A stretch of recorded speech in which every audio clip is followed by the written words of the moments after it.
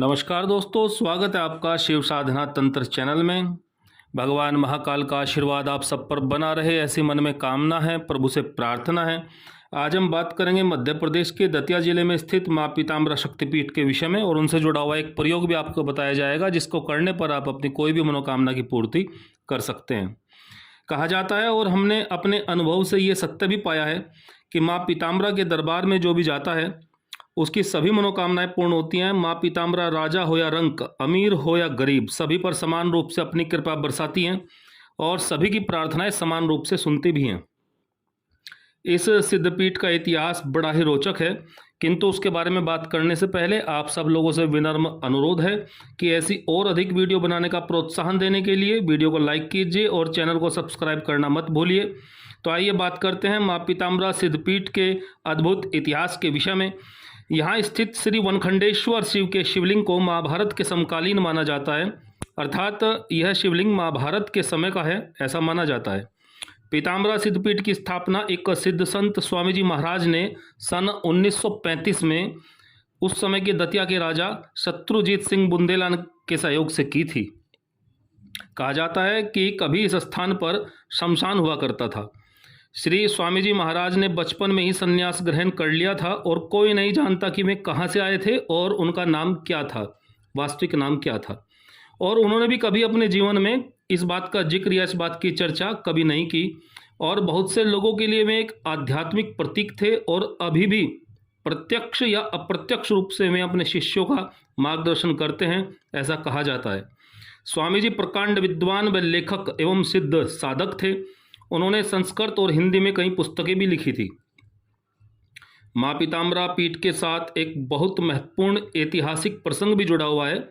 जब सन 1962 में चीन ने भारत पर आक्रमण किया था, तब देश के तत्कालीन प्रधानमंत्री जवाहरलाल नेहरू जी थे।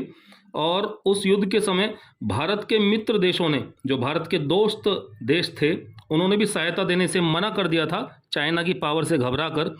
तब किसी योगी ने पंडित नेहरू को स्वामी जी महाराज से मिलने के लिए कहा। तब प्रधानमंत्री पंडित नेहरू दतिया आए और स्वामी जी से मिले।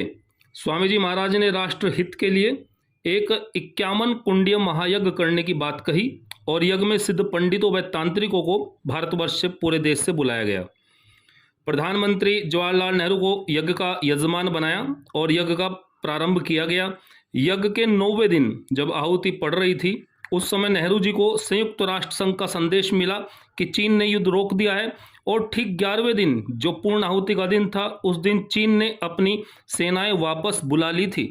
और ये एक ऐतिहासिक तथ्य है, आप इसकी जांच स्वयं कर सकते हैं, मैं कोई अपनी ओर से नहीं कह रहा हूँ। और मंदिर जो है उसके प्रांगण में आज भी वह यज्ञशाला बनी हुई है। जब आप कभी दतिया जाएं तो उस यज्ञशाला को देख सकते हैं और वहाँ उसका पूरा विवरण भी उन लोगों ने दिया हुआ है। इसी प्रकार 1965 में 1971 के भारत पाकिस्तान की युद्ध के समय भी यहाँ गुप्त रूप से अनुष्ठान किए गए थे, यज्ञ इत्यादि हुए थे।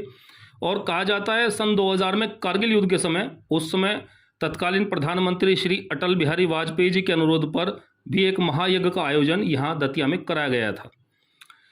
तो इस स्थान के बारे में कहा गया है कि विधि के अनुसार यहाँ किया गया कोई भी अनुष्ठान निष्फल नहीं होता। माँ पीताम्बरा राजसत्ता व शत्रुनाश की अधिष्ठात्री महाशक्ति हैं और इसी रूप में भक्त देवी की आराधना करते हैं। और अब बात करते हैं उस प्रयोग की जिसके द्वारा आप अपनी कोई भी मनोकामना पूर्ण कर सकते हैं। तो आपको करना क्या है, आपको बाजार से एक नारियल, पानी वाला नारियल लाना है और 1.25 मीटर पीला कपड़ा, 1.25 मीटर पीला कपड़ा उस नारियल पर आप लपेट दें। सुबह ही नहा धोकर अपने पूजा घर में बैठकर, नवरात्रों में किसी भी दिन इस प्रयोग को कर सकते हैं। और नवरात्रों के बिना मंगलवार और शनिवार की सुबह आपको ये प्रयोग करना है। तो नारियल पर 1.25 मीटर पीला कपड़ा आप लपेटेंगे पीले धागे से और उस पर हल्दी से तिलक कर देंगे और अपने हाथ में पीले चावल लेंगे और माँ पीताम्बरा, माँ बगलामुखी का ध्यान करते हुए, दतिया में जो स्थापित हैं उनका ध्यान करते हुए सिद्धपीठ का अपनी मनोकामना को अपने मन में बोलेंगे और उन चावलों को उस नारियल पर चढ़ा देंगे।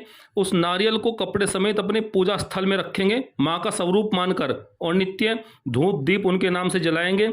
और माँ बगला के 108 नाम, अष्टोत्तर शतनाम का पाठ नित्य आपको सुबह और शाम करना है।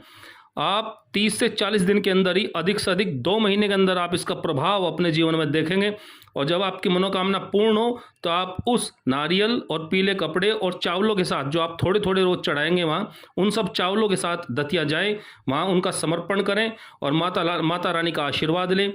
ऐसी राज राजेश्वरी त्रिपुर सुंदरी महाशक्ति के चरणों में प्रणाम के साथ आप सबको भी नमस्कार दोस्तों। हर हर महादेव।